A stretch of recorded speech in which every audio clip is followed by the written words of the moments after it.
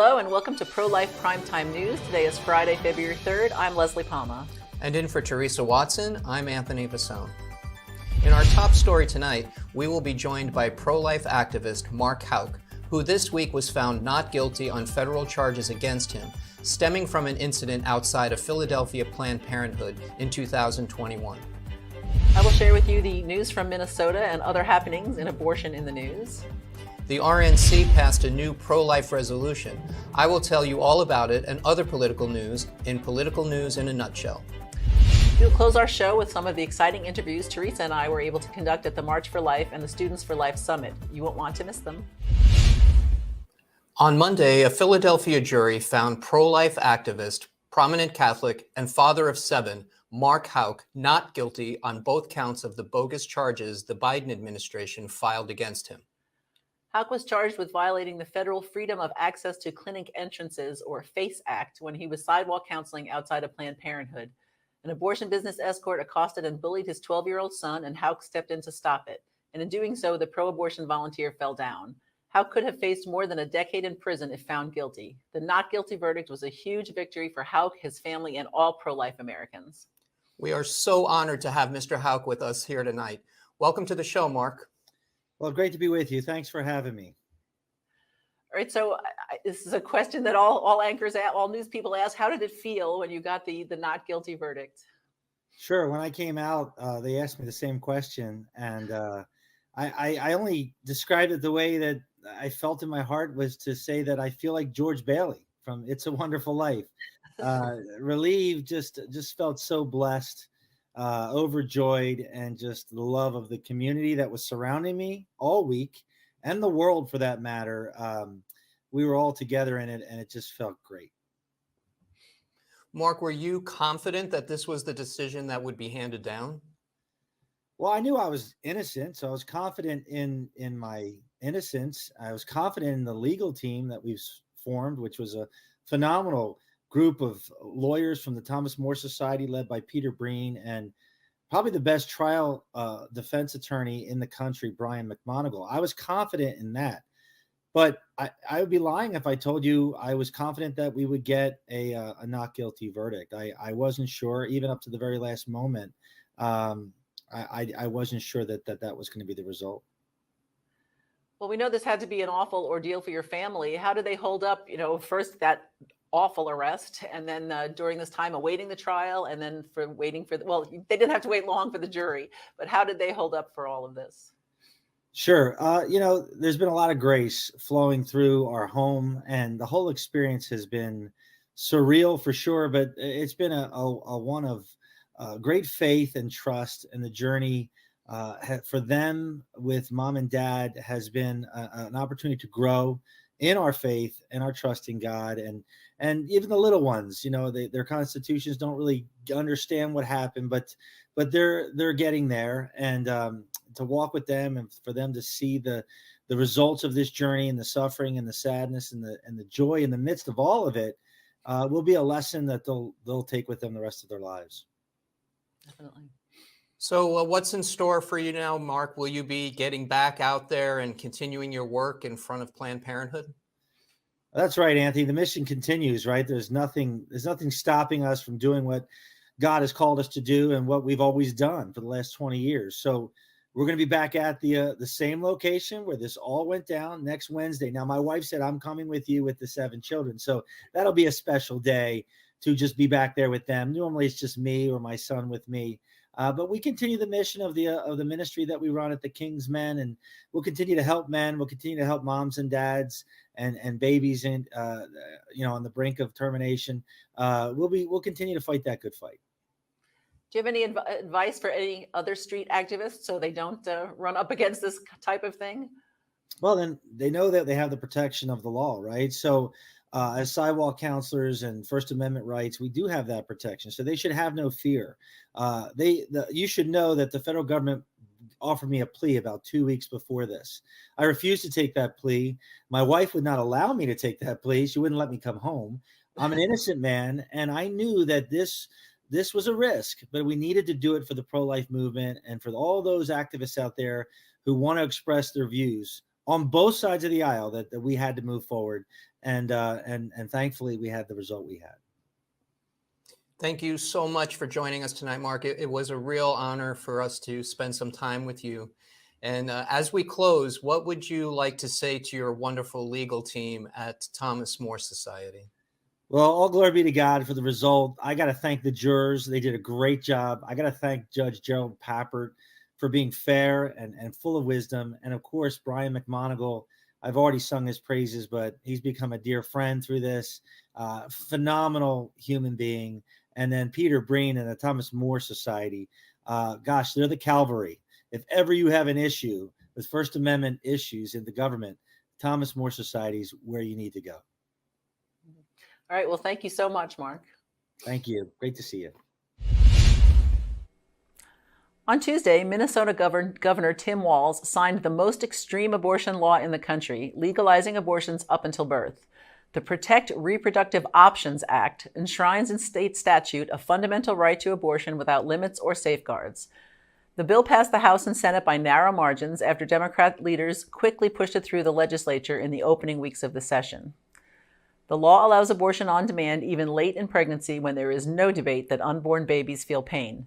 It also denies parents the right to know if their minor daughter is seeking an abortion. On Wednesday, U.S. Senators James Lankford of Oklahoma and John Thune of South Dakota, both Republicans, introduced the Born Alive Abortion Survivors Protection Act, a bill that would ensure that newborns who survive an abortion would receive the same degree of medical care as any other infant. The House passed its version of the bill January 11th, with only one Democrat voting in favor. It shouldn't be controversial to say that the small number of children who survive an attempted abortion and are living outside their mother's womb deserve to receive care, Lankford said. Protecting life should not be a partisan issue. It should be an American issue and a human rights issue. This common sense bill is a basic standard of decency, Thune said, and it is an issue that should have overwhelming bipartisan support. The Satanic Temple plans to open an abortion business in New Mexico and to name it after the United States Supreme Court Justice who wrote the decision overturning Roe v. Wade. The Samuel Alito's Mom's Satanic Abortion Clinic will offer abortion drugs to women ages 17 and up who are up to 11 weeks of pregnancy, a week beyond the FDA's recommendation. Licensed medical workers will screen patients during a virtual appointment and then prescribe abortion drugs through pharmacies that will mail them in a discreet package, the group said. The Satanic Temple, which claims 700,000 members, believes killing unborn babies is a religious ritual, and its members are deeply involved in abortion advocacy. Leaders have said they don't believe in a literal Satan, so I guess they just like the name. Also in New Mexico, Attorney General Raul Torres last week asked the state Supreme Court to overturn abortion bans passed by the cities of Clovis and Hobbs and the community of Eunice. State Democrats also have drafted legislation to prevent cities from overriding state laws guaranteeing women's rights to reproductive health care. The legislation is due to be debated this month and has a strong chance of passing the Democratic-controlled state legislature. Attorneys general in 20 states have warned CVS and Walgreens that their plan to use the mail to distribute abortion pills would violate state and federal laws, and that they could be liable if they proceed. Many people are not aware that federal law expressly prohibits using the mail to send or receive any drug that will be used or applied for producing abortion, the prosecutor said in letters sent to the companies on Wednesday. The Biden administration last month changed an FDA rule to make it legal for pharmacies to sell the first drug in the two-drug chemical abortion procedure. Prior to the rule change, mifepristone was only distributed by a limited number of pharmacies or certified doctors and clinics. In a related matter, Republicans in the Iowa legislature have introduced a bill that would make it a felony to manufacture or prescribe mifepristone. And that's abortion in the news. At its winter meeting, the Republican National Committee passed a resolution that called on Republicans to push laws that acknowledge the beating hearts and experiences of pain in the unborn, referring to heartbeat bans on abortions, which would outlaw the procedure after cardiac activity is detected at about 6 weeks of pregnancy. The resolution, which was passed last Friday, alluded to Republicans' disappointing performance in the November elections, months after the Supreme Court overturned Roe v. Wade, but appeared to place the blame on GOP candidates who did not sufficiently publicize their anti-abortion views. Instead of fighting back and exposing Democratic extremism on abortion, many Republican candidates failed to remind America of our proud heritage of challenging slavery, segregation, and the forces eroding the family and the sanctity of human life, thereby allowing Democrats to define our long-term position, the RNC resolution stated. Marjorie D, president of Susan B. Anthony Pro-Life America, criticized candidates for hesitating to talk about abortion. The RNC's pro-life resolution sends a bold message to GOP candidates, campaigns, and consultants that to win in 2024, they must stay on offense by drawing a strong contrast and exposing Democratic extremism. Dannenfelser said in a statement after Republicans passed the resolution at their meeting in Dana Point, California last week.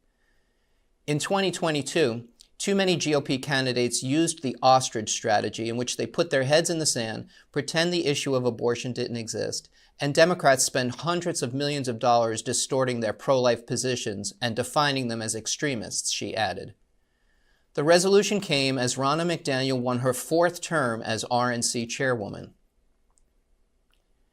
The Arizona Secretary of State, Adrian Fontes, asked the state attorney general Monday to investigate and potentially charge the losing Republican candidate for governor with a felony for sharing images of voters' signatures online.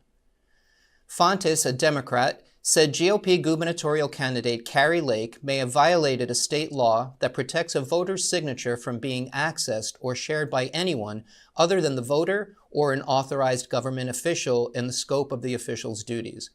Violations of this law carry a Class 6 felony charge, the lowest level felony in Arizona.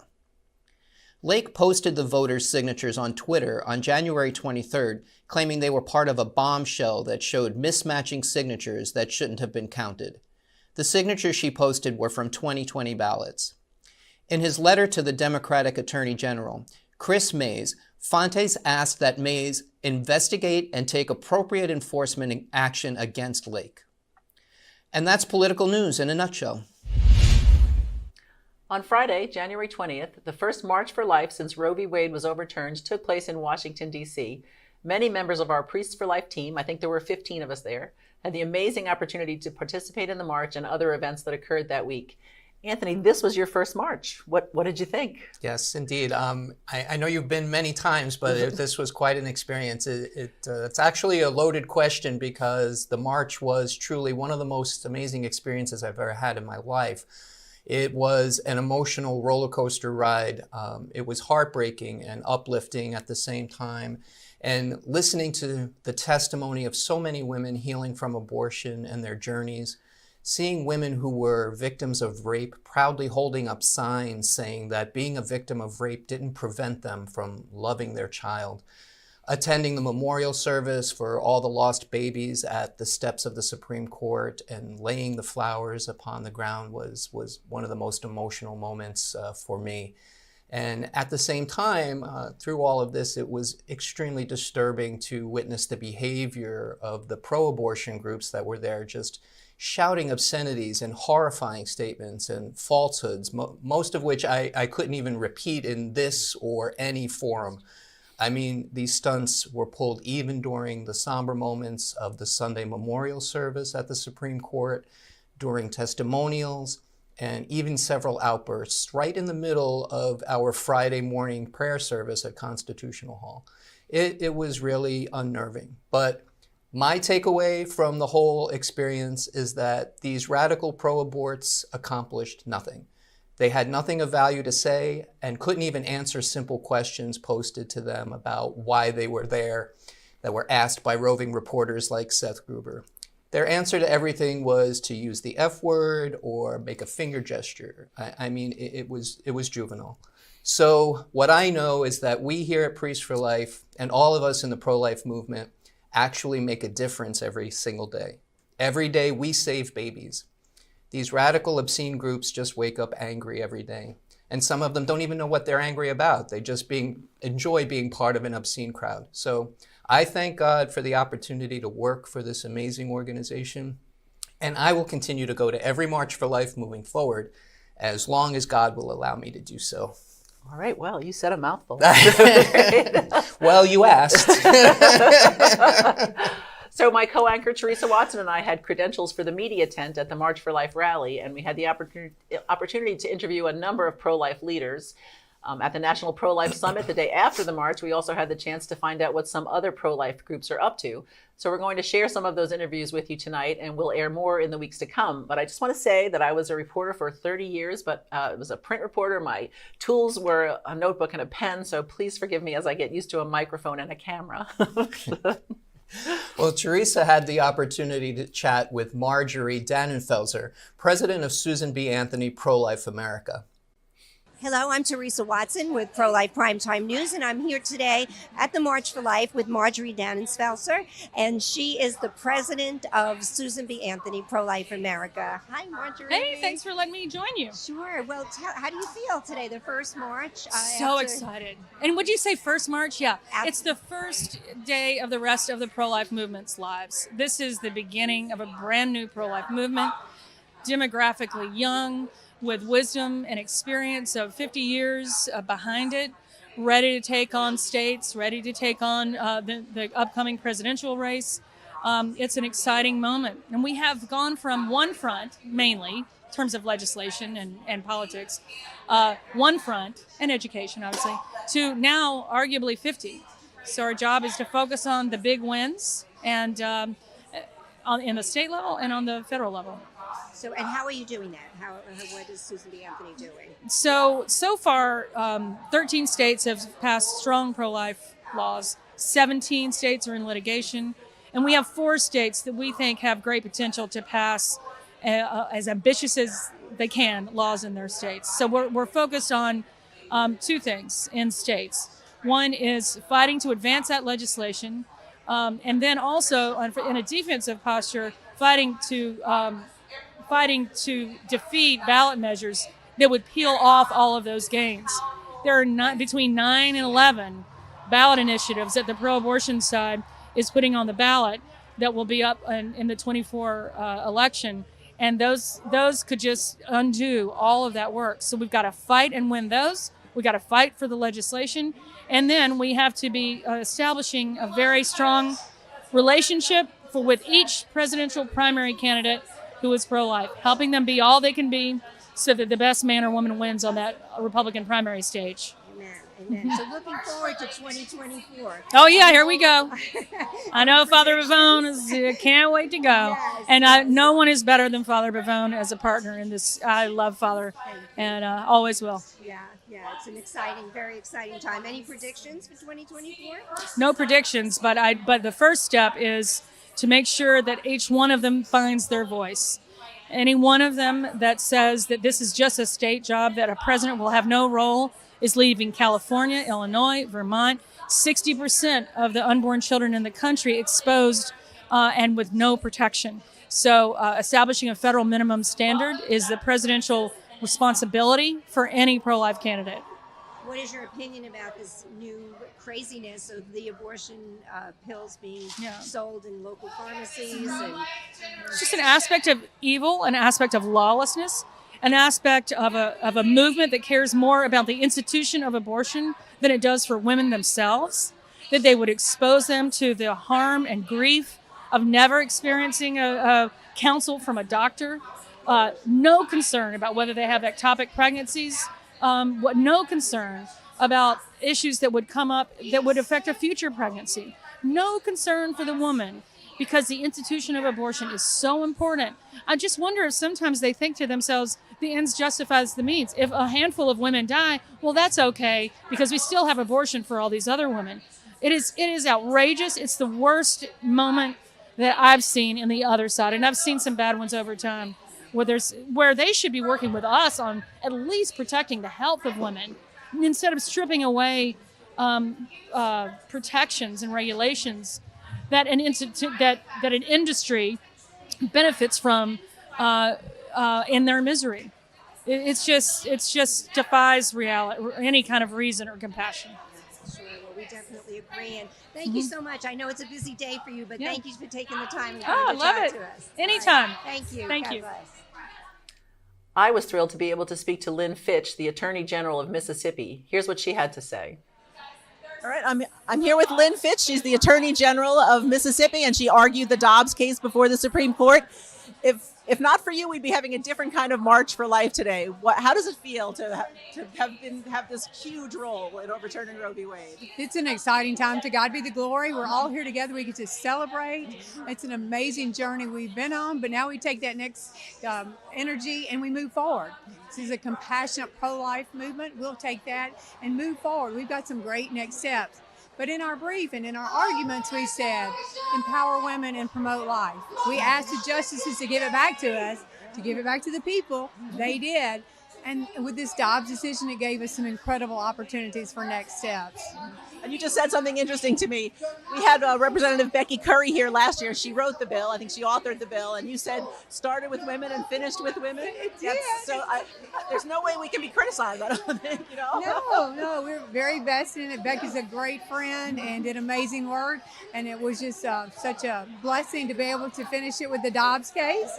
And here we are. What did you expect the ruling that you got? We did. We believe very positively. We took that case. We wanted to craft our brief like that, craft our argument, and we asked the hard question. We posted up early, overturn Roe v. Wade, return it back to the people. And the justices believed that, and that's why we're here today celebrating.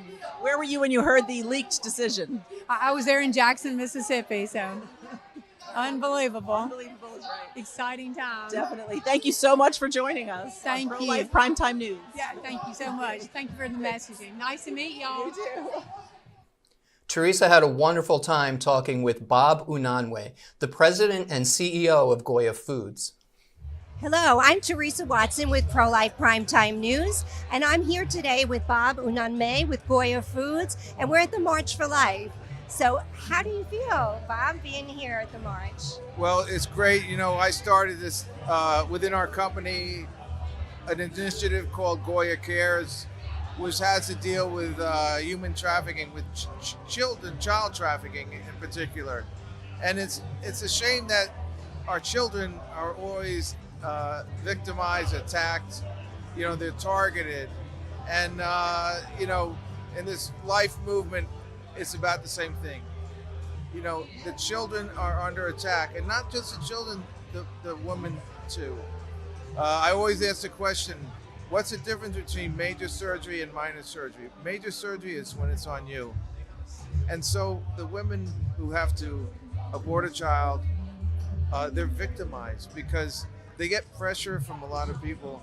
But at the end of the day, everyone else says, hey, let's go have a beer. But the woman is left with a scar for life. And, we just need to protect our children.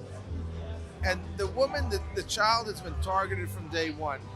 Margaret Sanger, who started Planned Parenthood, said, we need to raise flowers, not weeds. It was so horrific, so racist, that in other words, the minority, the black, the brown, the Asian, is not worth having a life, and they're attacked for that. So, we got to move as a country and in our hearts closer to God. This is not God-like to destroy life. We got to love and build, not hate and destroy. And this is the ultimate hate and destruction. Well, you're here today as a guest of Priests for Life with Frank Pavone, and we've been traveling around. I know your family are very strong Catholics, correct, and Christians, and so tell us a little bit about your faith. Well, my faith comes from my father and mother. My father died in 1976. In 1973, he left, and we all left with him, 6 of us and our parents, for Spain. He didn't want his money going to fund abortions, and he left the country. So that faith has been instilled in us from day one, and I'm so grateful for that faith. God has chosen each and every one of us. Before he knew us, before we were formed in the womb, and we have to have a purpose in this life. Our company was never stopped working, and we had a purpose. And so this has been an attack on, when we are shut down as a world, as companies, as a nation, we lose our purpose. And we have to have, because we're given this life, we have to have a purpose. We have to have a reason to get up every day. God, family, life, work. We got to love and build versus hate and destroy. Amen. Well, I work for a Christian organization, and I know it's always a blessing when we begin our day at our briefings, and we begin with prayer, and we have the freedom to pray. And I'm certain it's the same at Goya Foods. Is that correct? It is. And, my father famously told my sister when she was a nurse. She studied to be a nurse. And my father said, "What's your goal in life?" She said, "Well, I want to be a nurse." He said, "No, what's your goal in life?" He said, "I want to be a nurse." He says, "No, your goal in life is salvation." And so we base all of our work, everything we do on that, on getting to salvation. And in order to get to salvation, we have to love, we got to build, we got to care for each other, care for the least of these. And, we all make many mistakes. I'm probably the worst at it. But God's mercy is divine. And we were recently over in Poland and Ukraine. We had the chance to stop into Krakow, where St. Faustina lived. And she had the image of the divine mercy. And God's mercy is infinite. We don't understand it. And so no matter what our faults are, we know if we change our hearts at the end of the day, we're forgiven. So that gives us great hope. Absolutely. Well, thank you so much for joining me here today. And Thank you, Teresa. Thank you. And I'm Teresa Watson with Pro-Life Primetime News with my guest, Bob Unanue. I was able to spend a few minutes with Chuck Donovan, the president of the Charlotte Lozier Institute. He had some interesting things to share. Hi, I'm here with Chuck Donovan. He's president of the Charlotte Lozier Institute. And I understand you've been in this fight since 1971. That's the truth. I started out at the University of Notre Dame, and under the tutelage of a professor of law named Charlie Rice, who was a revered figure for many in the early days of the pro-life movement. And so you got involved there. Abortion was already legal in a few states. And did you see it coming worse down the pike? Well, as a constitutional lawyer, Charlie Rice did, and he knew the underlying cases. The court had already accepted, I believe, Roe v. Wade from at the appellate stage. So he warned us it was coming. He expected bad, and it was as bad as he expected or worse. And now, what do you think now? Now that Roe's overturned, what do you see happening now? Well, I think I talked recently. Someone asked me if I expected it to happen, and I would just say it was a day-to-day thing. There were days I thought we're on the verge, and then you get the disappointment. And then under the Clinton administration, we thought we were doomed. And lo and behold, God willing, work continuing, we have it now, this celebration for life. So what do you think is the most important thing for the pro-life movement to do now? We've exhibited patience for 50 plus years, built a network, an immense network of pregnancy help. We've avoided the worst tendencies of our times, which is to respond with invective, hatred, and violence. A very positive movement. Most important thing is to keep on keeping on with what we're doing right. Well, thank you very much for joining us. My pleasure. Thank you. Thank you. All right. Teresa spent some time at our Priests for Life booth at the National Summit. I was one of the staff members who helped organize, set up, and spend time with the wonderful attendees of the summit. Here's our conversation with Teresa and Rico Kerme. Hello, I'm Teresa Watson with Pro-Life Primetime News, and I'm here at the Students for Life Pro-Life Summit. And I'm here at our booth at Priests for Life, and want to show you some of our products. But I want to talk to the two people that were very instrumental in pulling this booth together, and that's Rico Kerme and Anthony Visone, who run our resource department. And if you do call our store or our office to talk about our products, you'll speak to either one of these gentlemen. So Rico, how's it been going? It's been going on very well. I've been coming to this March for Life and the Prolife Summit for the last 4 years. And definitely it's an evolving event, seeing a lot of different people, a lot of different leaders. And I'm just glad to be part of it. Absolutely. Well, Anthony, this is your very first March for Life. How was it? It's been amazing. It's been a whirlwind, and it's so exciting to see the enthusiasm, particularly at this event. The students here are just so involved and so into the event, and our merchandise is flying off the shelves, which is just fantastic. So it's been an overwhelming and exciting time for me. Absolutely. Well, Rico, what's been the top selling product? What are people liking here? So far, it's our Mother Chose Life. We have it in the navy and white, and actually we also have it in cranberry and white as well. So those have been the hottest selling items for today, as well as our new products is a Pray to End Abortion and a white T-shirt, double-sided, and a hoodie. If we could stream right here that's double-sided with a zip-up hoodie right here, and behind Anthony Vizon. Hi, this is the burgundy version, which is a pullover hoodie as opposed to the zip-up version. Everything has been selling really well, and if you walk around, people have already put on the merchandise that they purchased from us, which is very cool. Yes, I've been walking around myself and seeing, I'm like, oh, that's a great sweatshirt. Well, Rico, you're actually sporting one of our new products. Yes, this is our new promotion. It's a winter cap, and it's a whole tie into the whole ensemble with the matching white and blue T-shirt and hoodie, which also says Pray to End Abortion. And coming soon will be also the burgundy and gray Pray to Abortion beanie as well.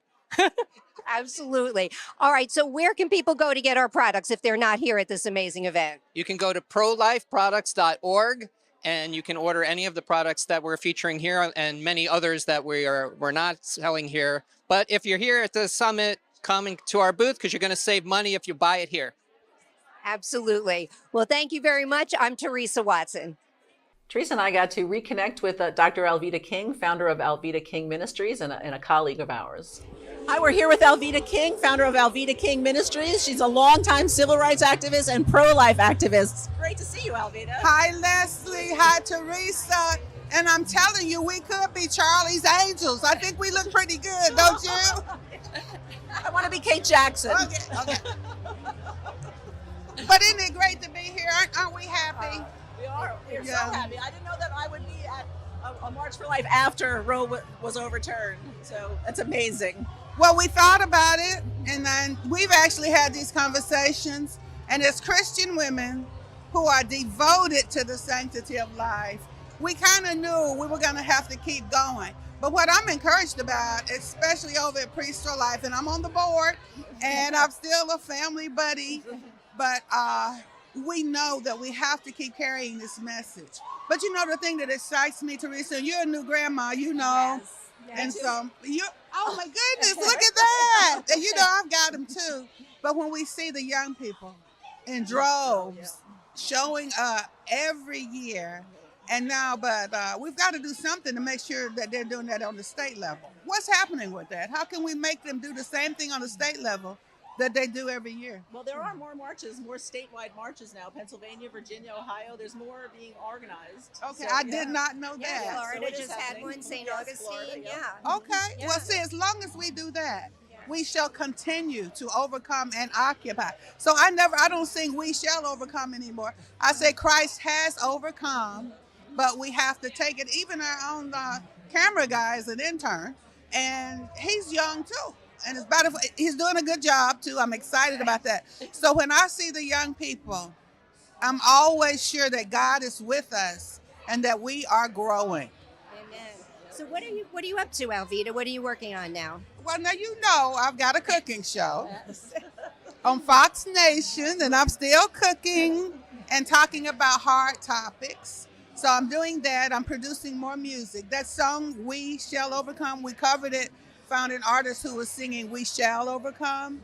So it's out there as well. Redid Impossible Dream, Leslie. You know that has always been a favorite of mine. But the Impossible Dream is not totally impossible. So I'm doing music, still writing, speaking for life, and that kind of thing. So you're taking it easy. Oh, Lord. But it's different. I know. Now, listen, here's some trivia tidbit. We had the prayer service this morning. Father Frank did preach, of course, and he did well. But Janet and I both had red and black outfits on today. So if you want to see the outfit, and we were coordinated. Jan is my sister, my friend. And so that's just trivia. I just thought I'd throw that in. So what number march is this for you? I was trying to count it because I began to go with Father Frank and then Janet Silent No More before I came to work for Priest for Life. So it's been like 2 decades for real. I might have missed 1 or 2 along the way, but I've been marching since probably 99. Wow. Nice. Well, thank you, Elvita, so much for coming and spending some time with us. All And right. we appreciate it.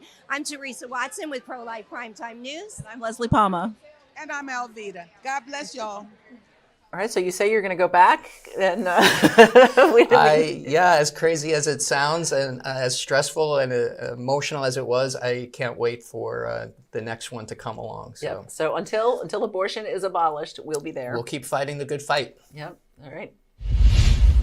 Thank you so much for joining us on Pro-Life Primetime News, produced at Priests for Life headquarters in Titusville, Florida. We hope you will join us every Friday at 9 p.m. Eastern Time. We hope you will support this show and all of our broadcasts by making a donation to prolifegift.org. These donations help fund all of our work here at Priests for Life, which enables us to continue educating, equipping, and activating the pro-life community to end abortion.